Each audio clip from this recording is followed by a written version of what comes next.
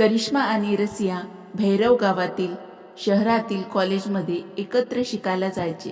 एकत्र राहून त्यांच्यात घट्ट मैत्री निर्माण झाली होती. ते एकमेकांच्या घरीही जाऊ लागले.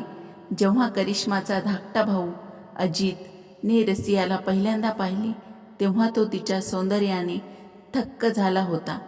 रसियाचे घट्ट वक्र, सुबक शरीर आणि रसाळ गुलाबी ओठ मादक होते. एके दिवशी रसियाला समजले की एक मुलगा तिच्यावर गुपचूप नजर ठेवत आहे.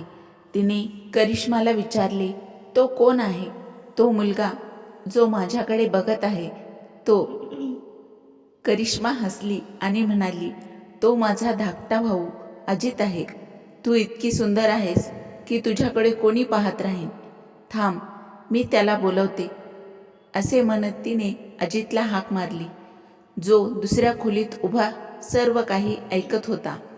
मी येतोय म्हणत अजित करिश्मा आणि रसियासमोर निरागसपणे आला, जणू चोरी करताना पकडला गेला आहे.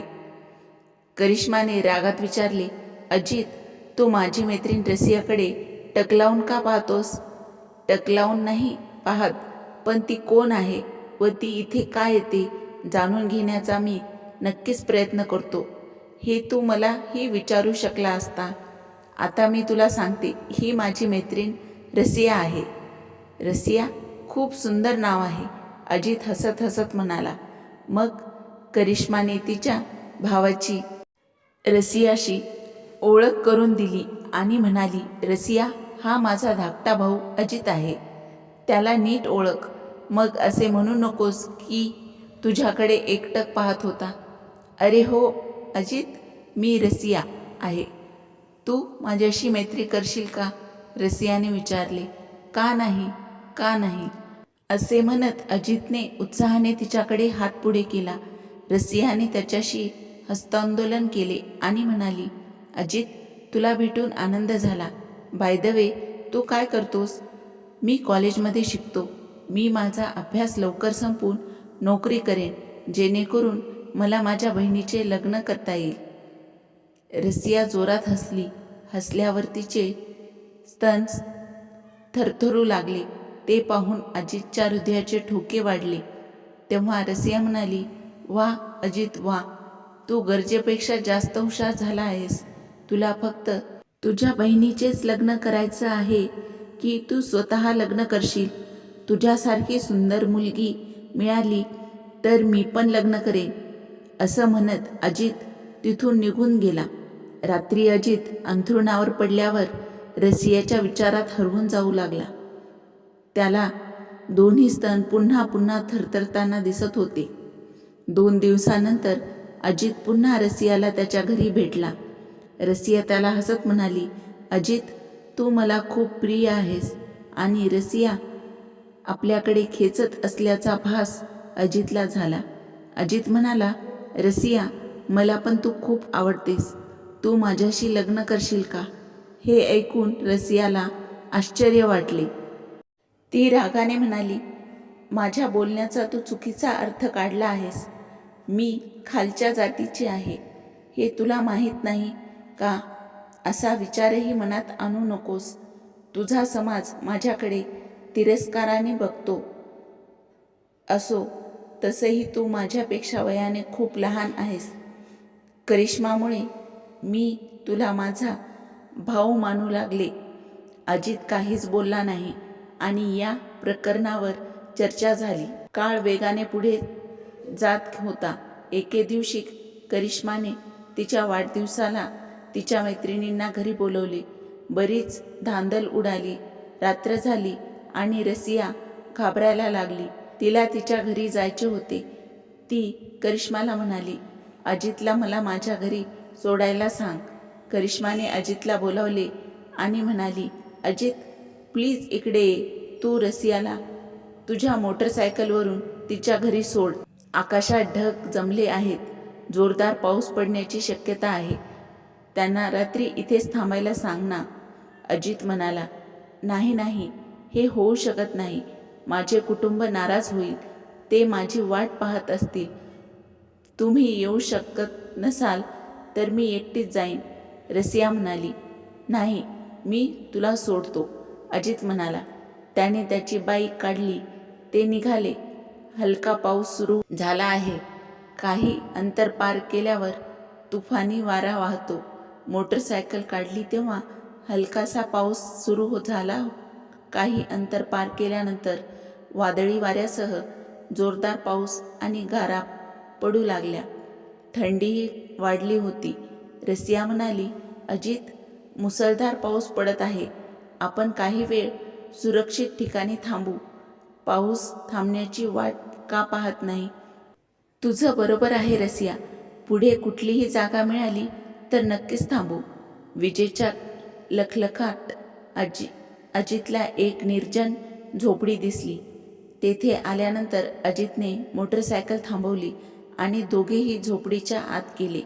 अजितची नजर रसियाच्या ओल्या कपड्यावर पडली. ती पातळ साडी परिधान करून करिश्माच्या वाढदिवसाच्या पार्टीला गेली होती. त्याला अशा परिस्थितीला सामोरे जावे लागेल हे कसे कळले? पाण्यात भिजलेल्या साडीतून तिच्या शरीराचे अवयव दिसत होते. रसियाचे ओले शरीर अजितला अधीर करत होते. अशा वेळी जर रसियाने त्याला मिठीत घेतले तर त्याचे शरीर उष्णतेने भरून जाईल असे त्याला वारंवार वाटत होते. थरथरत्या रसियाने अजितला काही बोलण्याचा प्रयत्न केला, पण तिला तोंड उघडता आले नाही. पण थंडी इतकी वाढली होती की त्याला सहन होत नव्हते. ती म्हणाली, अजित भाऊ, मला खूप थंडी वाजत आहे. कृपया मला तुमच्या अंगाला थोडा वेळ मिठी मारू द्या, जेणेकरून मला उबदारपणा मिळेल. का नाही? अशा परिस्थितीत मदत करणे हे भावाचे कर्तव्य आहे, हे अजितने रसियाला हाताशी धरून सांगितले. हळूहळू तो रसियाच्या पाठीला हात लावू लागला. रसियाला दिलासा मिळाला, पण आता अजितचा हात रसियाच्या नितंबावर पडू लागला आणि रसियाला काही आक्षेप नाही हे त्याच्या लक्षात आले. मग जेव्हा तो तिचे स्तन दाबू लागला तेव्हा रसियाला अजितचा हेतू कळला. रसिया त्याच्यापासून वेगळी झाली आणि म्हणाली, अजित, एवढ्या नाजूक काळात तू करिश्मासोबत असेच केले असते का? तुला लाज नाही वाटत? असे म्हणत रसियाने अजितच्या गालावर जोरात थापड मारली. ते पाहून अजित स्तब्ध झाला. त्यालाही तिला तशीच थप्पड मारायची होती, पण काहीतरी विचार करून तो थांबला. रसियाच्या पाठीवरला हात लावताना त्याने पाहिलेली स्वप्ने म्हणजे त्याचा भ्रम होता. रसियाला तो अजिबात नको होता. त्याने घाईघाईत संपूर्ण खेळ संपवला. जर रसियाने करिश्माकडे त्याची तक्रार केली तर गोंधळ निर्माण होईल. अजित लगेच लाज दाखवत म्हणाला, रसिया, मला माफ कर. करिश्माकडे माझ्याबद्दल तक्रार करू नकोस. ठीक आहे, मी नाही करणार, पण तू हे सगळं विसरून जाशील या अटीवर. रसिया म्हणाली, मला वाटलं होतं की इतर खालच्या जातीच्या मुलीसारखं कदाचित तूही दिलफेक असशील. तुमच्यासारखे मोठे लोक खालच्या जातीतील मुलींचा फायदा घेण्याचा प्रयत्न करतात. सगळ्यांच्याच मुली कमकुवत नसतात. आता इथे राहणे योग्य नाही. पाऊसही कमी झाला आहे. आता आपण निघून जावे, रसिया म्हणाली. दोघेही मोटरसायकलवरून रसियाच्या घरी पोहोचले.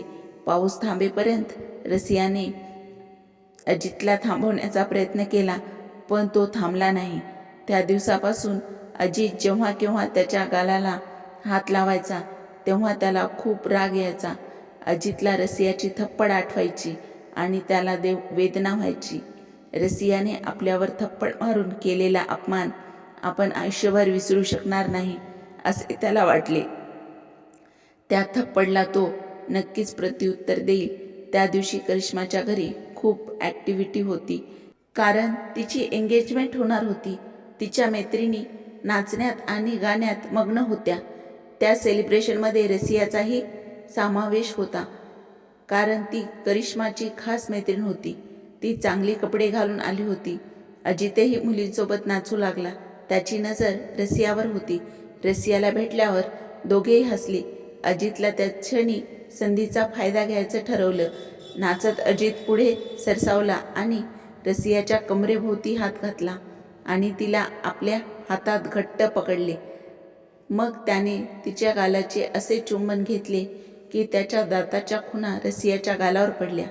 हे पाहून रसिया घाबरली आणि तिने स्वतःला त्याच्या हातापासून दूर ढकलले. रसियाने त्याच्या गालावर अनेक वार केले.